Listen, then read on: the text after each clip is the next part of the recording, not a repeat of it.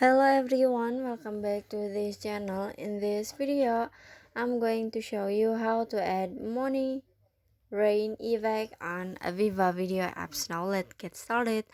First, open your VivaVideo apps and add the video that you want to edit. And after this, if you wanna add money rain effect, so you just click on the effect at the bottom. This one, click on it. And after this, in here you can click on the tindakan, this one, and after this, in here you can see money rain.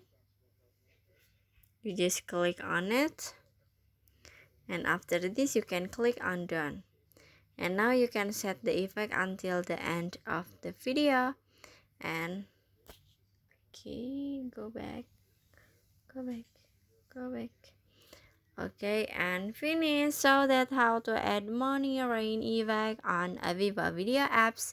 I hope you found this video to be helpful. If you enjoyed the content, please consider like, comment, and subscribe down below. Bye bye.